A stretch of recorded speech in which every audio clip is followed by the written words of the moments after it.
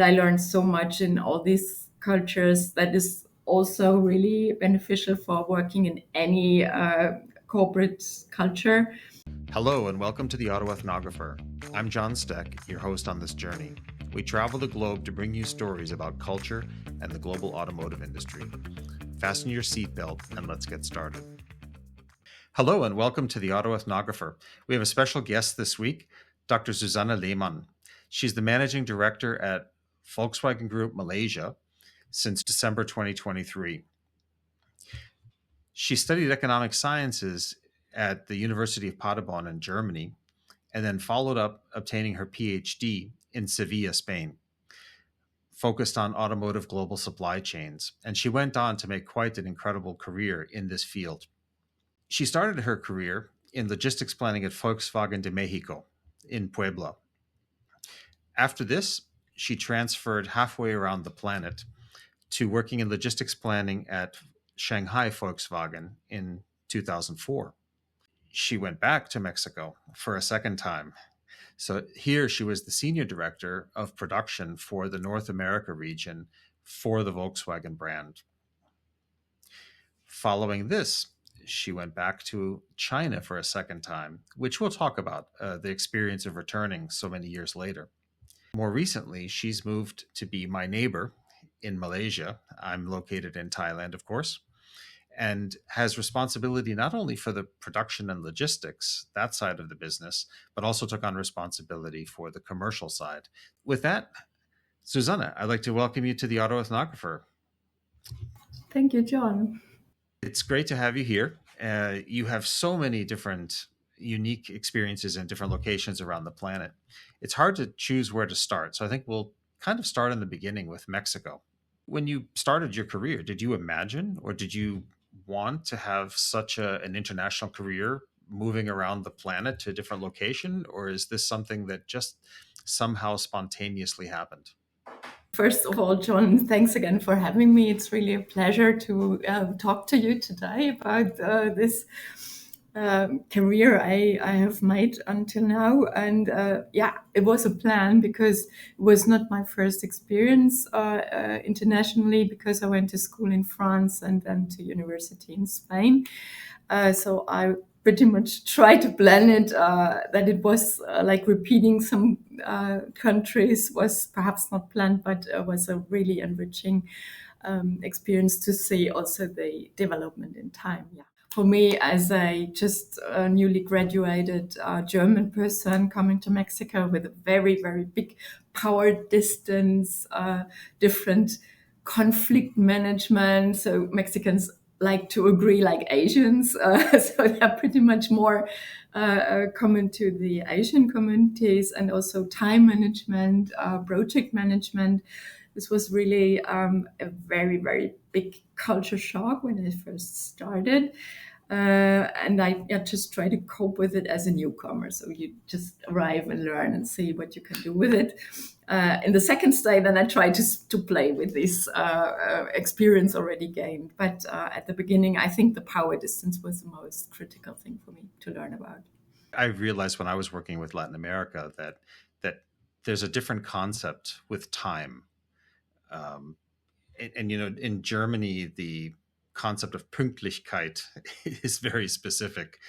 How did you come to reckoning with this one? Or did people in Volkswagen de México adapt more to a German, let's say, definition of time? Later on, I recognized, yes, they do. But for me, at the first in the first month, it was like, wow, what a difference. It doesn't mean that they work less. No, not at all. They, I think time-wise, they work more. Germany has a 35 hours week. For example, Mexico and also Malaysia have 45 hours. So just the normal contractual basis is longer. And in Mexico, the thing is, they cannot leave before the boss leaves. So they are all sitting there working, perhaps also doing some other things, but they are physically present until the boss leaves. And this is, I think, the most impressive thing that I've seen there. I think it's a myth. So Germans are not so punctual anymore, and we kind of get used to other concepts, but not following project plans. So when I arrived in Mexico, this was the introduction of the new Beetle in 1996. When I started to work there, this was all focused and really super good professional project management. So I cannot say that we followed the Latin American timing concept. Can you talk a little bit more about this conflict management and how you worked on this one? Because in the German culture, you tend to be a little bit more direct in trying to solve issues, and as you said, in Mexico, as in Asia, you have a little bit more distance and the hesitation to say no. Yeah, sure. You have this face saving concept, same in Mexico and in Latin American cultures. It's like collectivism. It's like the individual is not so important as is the group. In Mexico, it's more the family or the working group. In Asia, it's very often, or in China, especially the Danwei, the working unit or the unit of the Communist Party that you are in. But the concept is the same. You are in, then everybody will help you. You are not in, then you are a nobody. And this is what you also have to consider while being in a difficult situation where you have to address things. So if you are in a group, you can tell the members everything, but you have to have this trust that builds up over some time. You cannot say that directly as a newcomer, but you can be very open if you know the persons, if you are in the group. If you are out, you cannot say it even after a long time. So you can just try to give face to the other person, try to make proposals. So would it not be a good idea if we would follow the budget or something like that? Or what can we do in order to amend things? Where is your problem? Like looking for mutual understanding more than giving orders.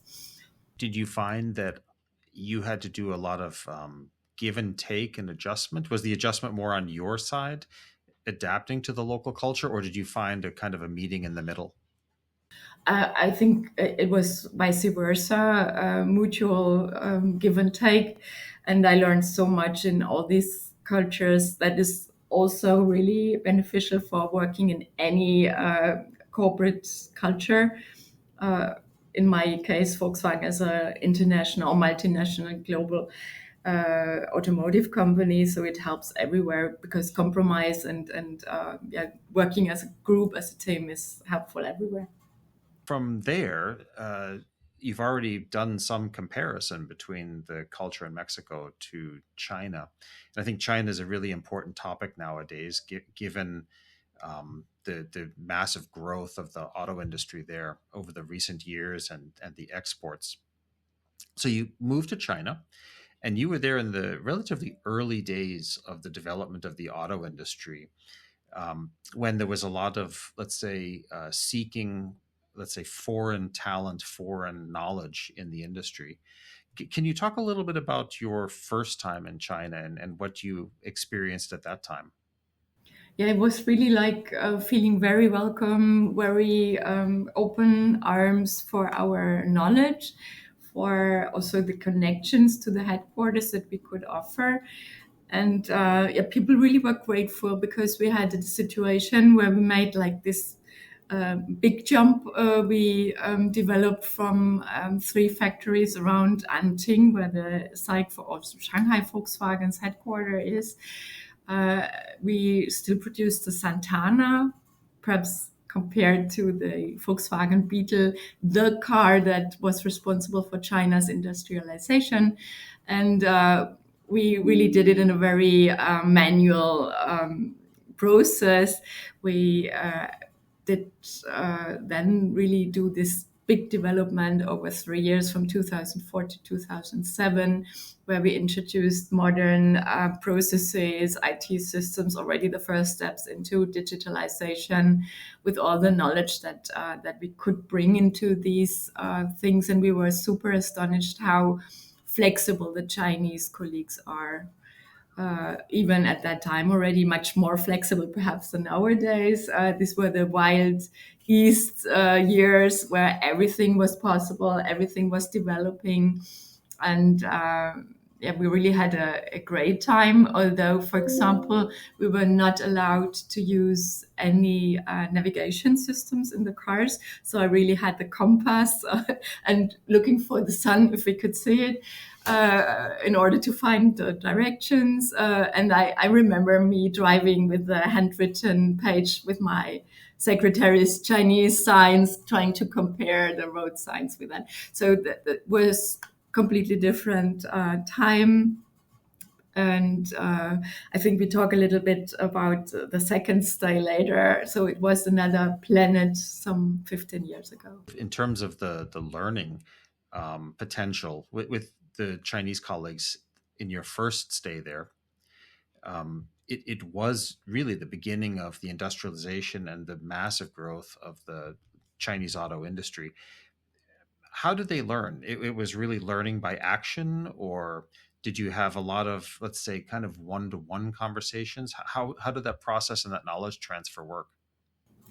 It was really literally like putting things on the floor, for example. I remember one visit to I don't tell the name of the company, of course, but one of our really big supplier companies, and they were putting bumpers just outside in the yard.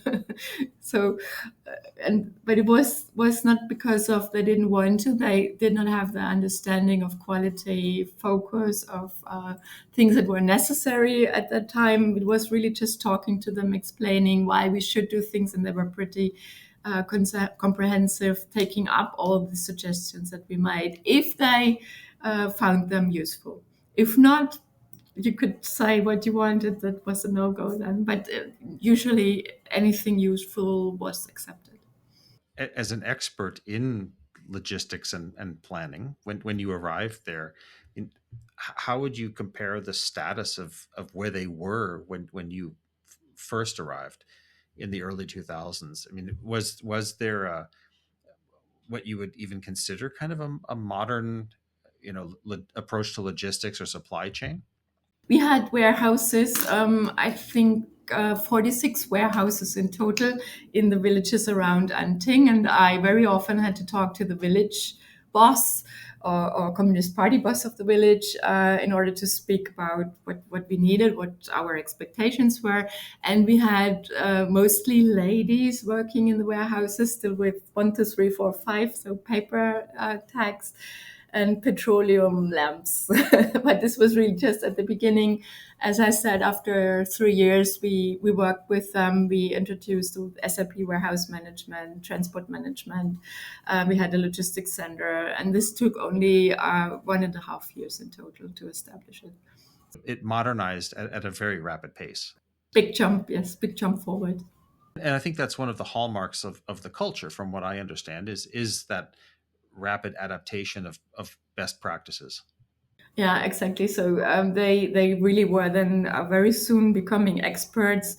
And in the second stay that I had, they were already like frog leaping us in order of processes, of systems, of digitalization, especially. Well, let's go ahead and take that next step and talk about your return to China. I know you did many things, important things in between, but it's a logical jump to talk about your return to China. What changed? How did the people change? How did the technology change, or the processes, as you just mentioned? Well, as I said, they pretty became pretty experts in process, and also pretty focused on quality management, on improvement cultures, on documentation. So, and they became experts in these things. So when we first arrived, we were the ones like a little bit semi-god, like considered as the person with the knowledge and the relations. Second time, completely different. I mean, we were still very much welcome and accepted, but more as a partner, equal partner than a teacher or a semi-god, nothing of that anymore. So even then later in the COVID time, you might have heard that foreigners were considered as not following the rules or bringing the virus, being a risk source. And this really was showing me how that what has changed over the years. First, from being a semi-god to being a perhaps equal partner, then becoming a potential risk person. This was really like I think many of us that had this experience over the time perceived this development. Of course, it's not nice, but I think it's also a natural development that any country in this development scheme follows. Just that China did it so much faster than any other country that I know about. I would probably, on the Auto Ethnographer, probably never ask any other person about a change in the actual culture of a country in less than a 20 or 30 or 40-year time frame. But it seems really China, within a decade, had a dramatic change from the learning phase to the knowing phase to actually developing above and beyond um, what their former, let's say, teachers had brought to them. Yes, and what I still like very, very much about this culture in China is they are experimenting. They're not like Germans perhaps do, like searching for the problems in advance or looking for perhaps arguments to avoid innovation. No, the complete opposite. They are going for it, trying, experimenting. If there is a failure, there is, and then they try another way. It's not so bad, and it's not a catastrophe. Always, of course, following the rules of safety, but they are really much more open to innovations in private life with all the digitalization going on, but also in the factories.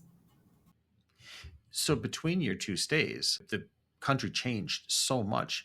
Did you expect that when you returned, or were you just really quite shocked and had to adapt yourself to that new developed China? Mm, yes and no. I was prepared because I was there continuously over the years, visiting, for example, 2016, 2018, and we were already like, wow, like impressed by the, let's say, digitalization steps that society had gone through. But then when I really came back for work, for living there in 2021, it was a shock, especially the many new OEMs that rose, new brands like Avatar, just to name one, or Neta or BYD, all these big names, or Xiaopeng and so on. So names that were nearly not known in the West at all. And then, especially after COVID, we saw the cars that were like coming up out of the nothing, out of the COVID time perhaps, and were really, really positively shocked about the good quality and the results that they have achieved in so short a time. It certainly is a massive transformation in a very short time. Now, interestingly, you worked both in Mexico and China, and both of them are manufacturing powerhouses in the automotive industry, not just for Volkswagen, but really across the board for many brands. From what you find, was there something specific or related between the two cultures that made them such a manufacturing powerhouse and well suited for manufacturing? Wow, that's a difficult question because I think in China it's this learning culture. We talked about it earlier. The people, even really, really old people over 90 years old, try to constantly optimize themselves, try to keep training, keep their body and mind fit. And I think this is what we also see in the factories. They always want to get better. They don't give up if they don't find a technical solution immediately. They go on and on and on until they have it. And I think this is a little bit different from Mexico. Mexico has a really incredible creativity finding solutions. So technical wise, they are also open.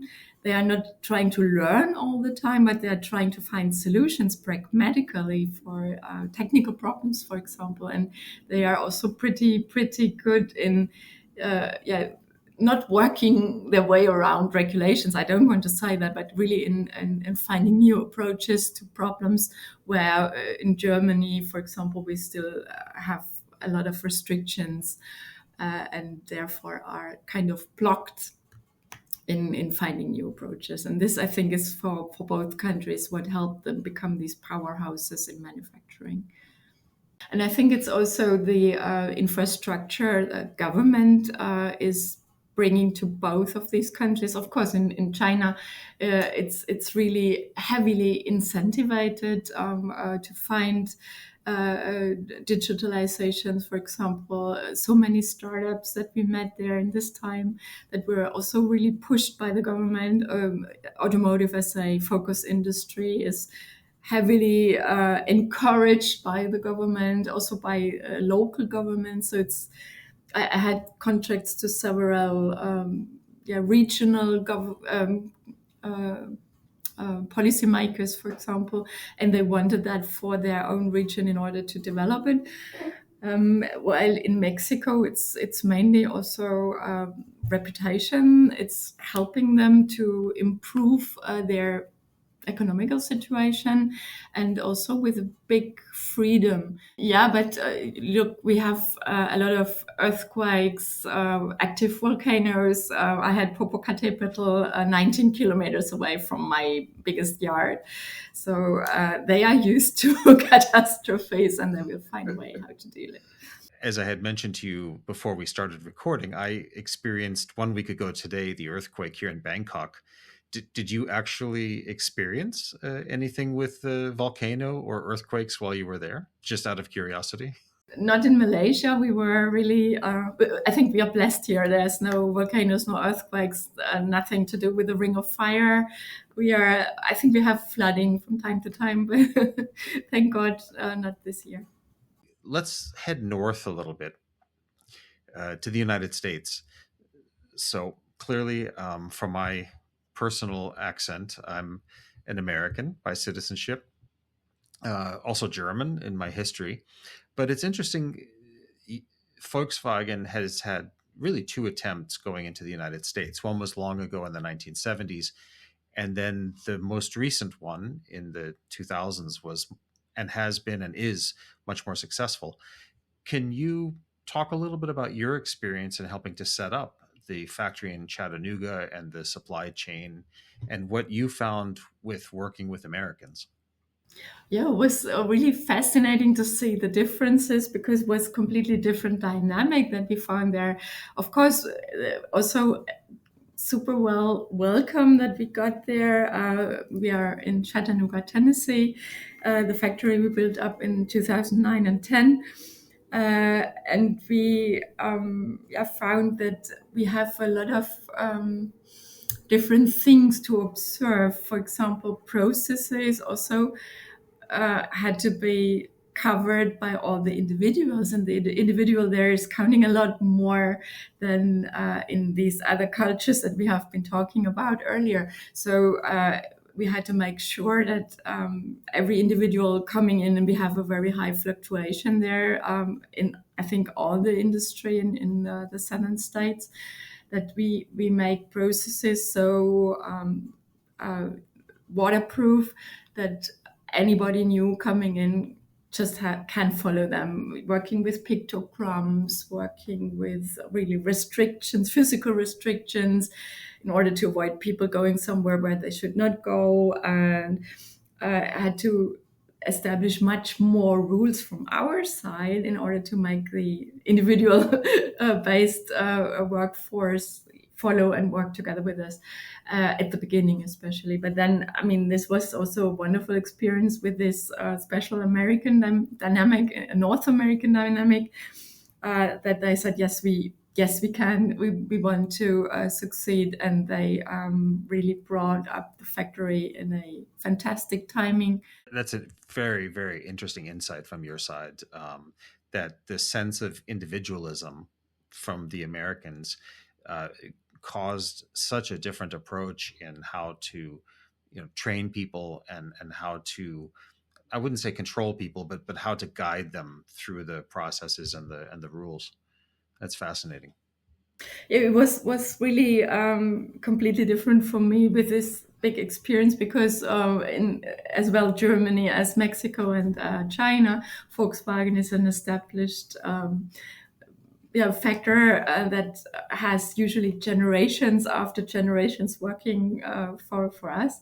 So in Mexico, I think it's even like merely inheriting your workplace from your father or grandfather. So, of course, not inheriting, but in a way they follow their lead. And in the US, it was a new thing when we started.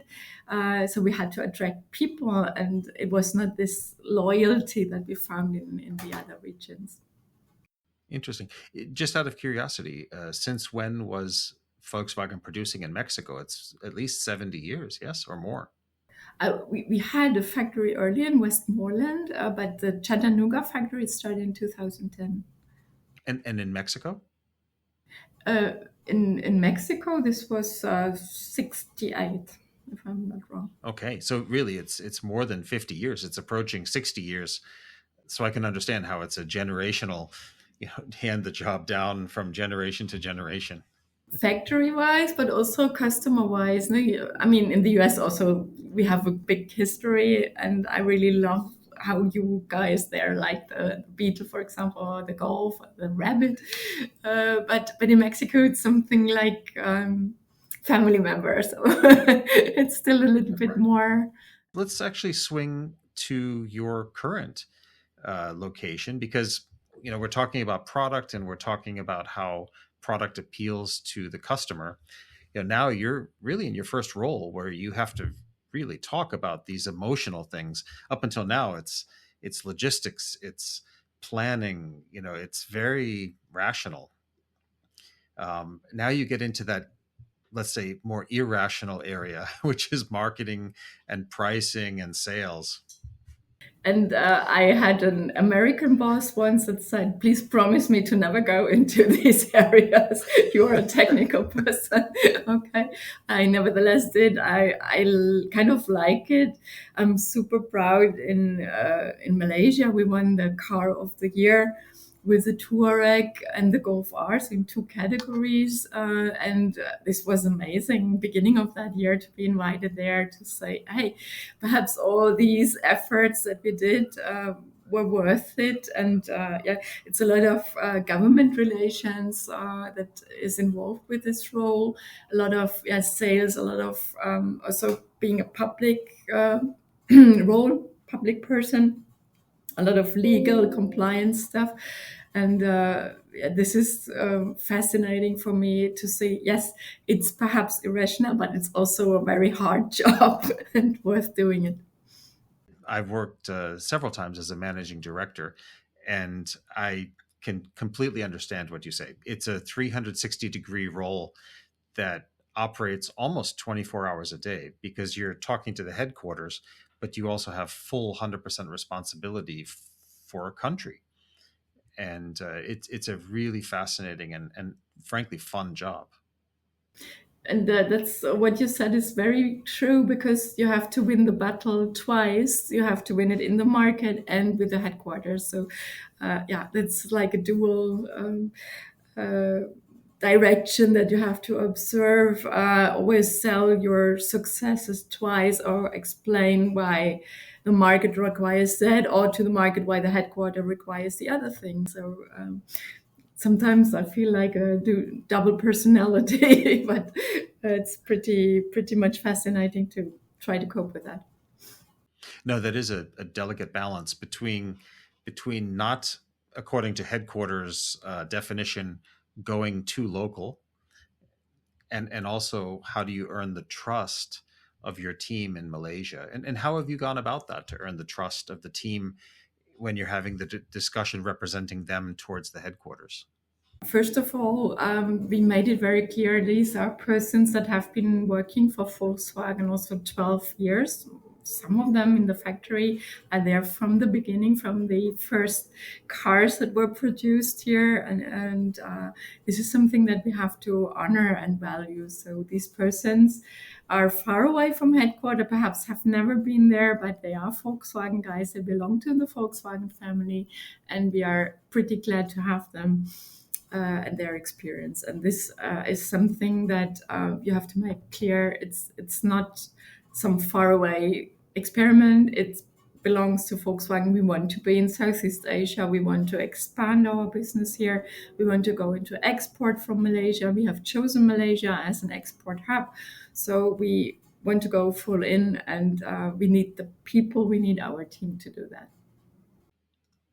So, putting on your sales and marketing hat for just a moment, uh, the Malaysian customer, from your perception, how is this different, for example, from the customers that um, lived amongst and worked amongst in China? First of all, in some other countries we are number one, number two.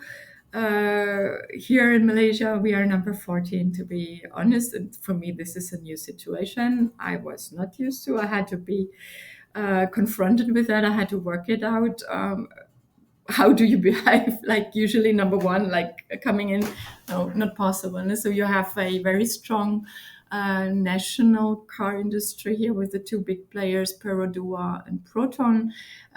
They cover in total like nearly 70% of the national automotive market.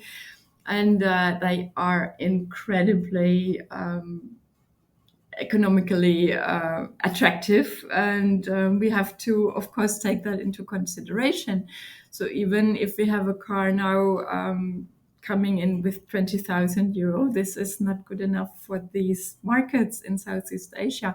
And this does not mean at all that the customers are not used or not expecting the same level of functions that they see from other competitors, especially the Chinese companies coming into these markets. They're, that heavily pushing into also Thailand, Vietnam, Indonesia, and Malaysia.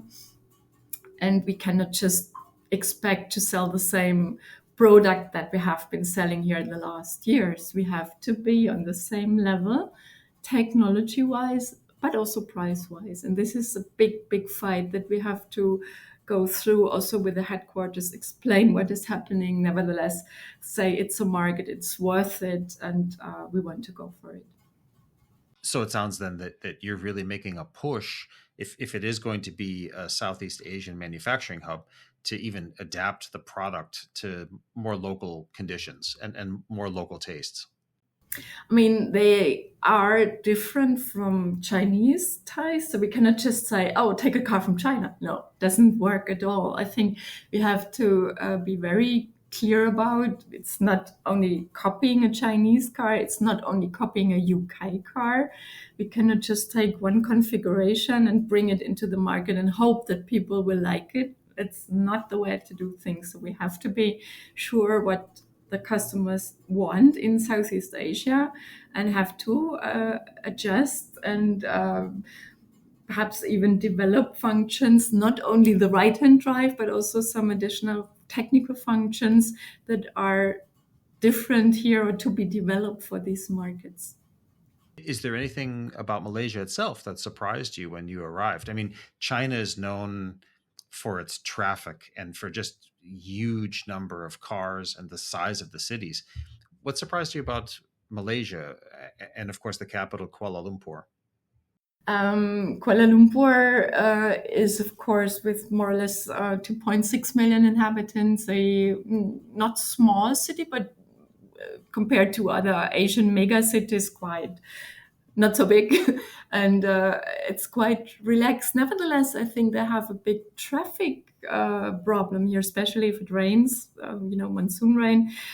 So we are trying to actively work also with the local authorities, offering traffic control ideas or concepts.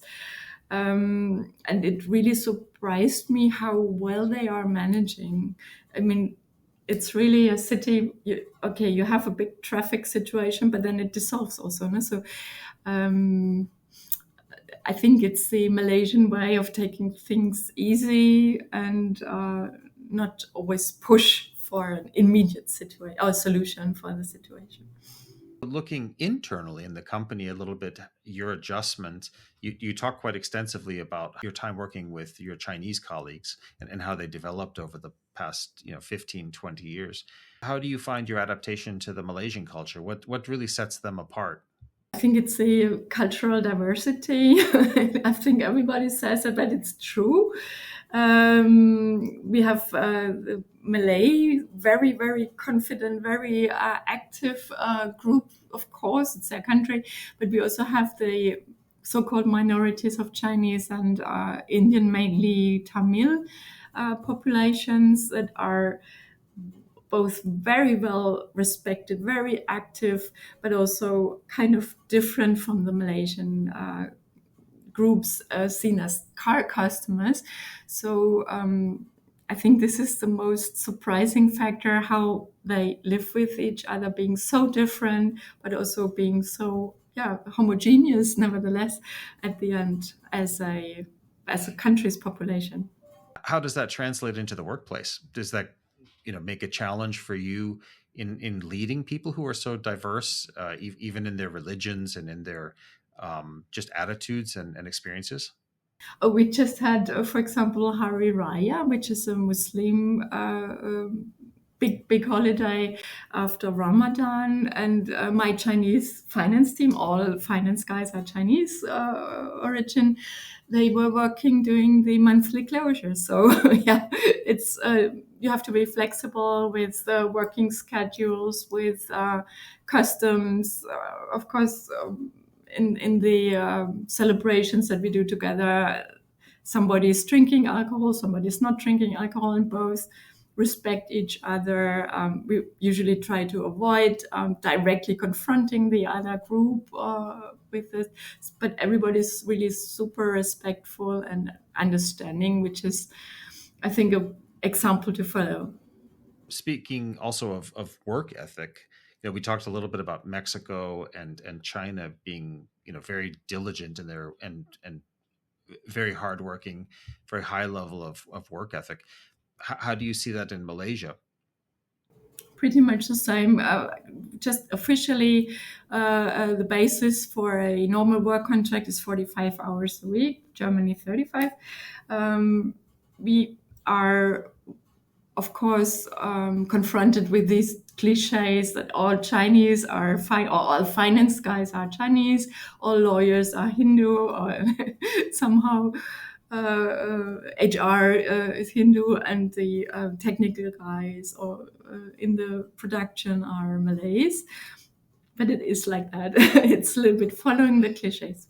I think there are different countries around the world where you sort of see those types of kind of cultural stereotypes of who does what. I think we discussed one time that when I worked in Russia, you cannot find a chief accountant who is not female. Yeah, exactly. This is following it, but yeah, it's a good working concept that is been proven for years. So why change it? So how have you changed as a result of this journey? You've gone through so many different cultures. You're currently about a year, almost a year and a half into living in Malaysia. How has this changed you? What have you picked up along the way? And, how do you feel that this has helped you to grow? When I started my career writing the PhD, I was focusing also, between others, on culture as a determining power for these multinational production networks. So, and I have to say, you have to choose your topology right. So you cannot have two different cultures working so closely together if you want to avoid certain hiccups or obstacles or even financial risks. So I have learned to respect culture as a big power, even different technologies, different technical solutions are determined by culture a lot of times, what I have seen. So knowing that and respecting that, I think, can bring us forward as a multinational company. And this is what I have learned.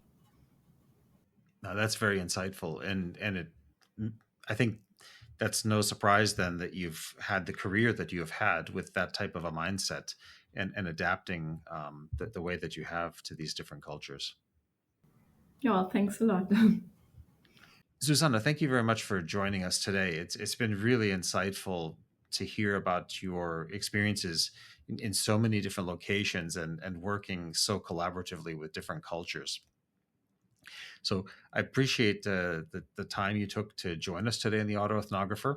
Any final words on your side? Anything insightful that you want to have for parting words? Well, thanks, John, again for having me and for making me think again about what I have learned in the last years.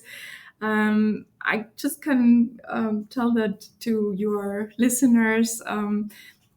Take culture as a power that can help you define your cooperation with people from other countries.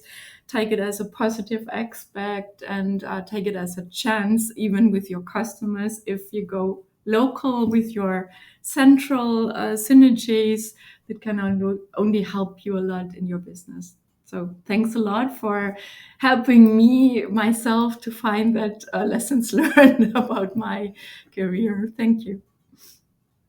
Now, very meaningful words, and I think the listeners will gain a lot if they truly listen and absorb what you've just said. With that, I would like to thank the listeners for joining us this week. Next week, we will be back with another exciting guest. In the meantime, keep on driving. Thank you for joining us on today's journey. Please remember to like and subscribe to the Auto Ethnographer and leave us a rating or comment. For more information, visit our website at auto-ethnographer.com. You can also follow on Instagram, Facebook, and LinkedIn.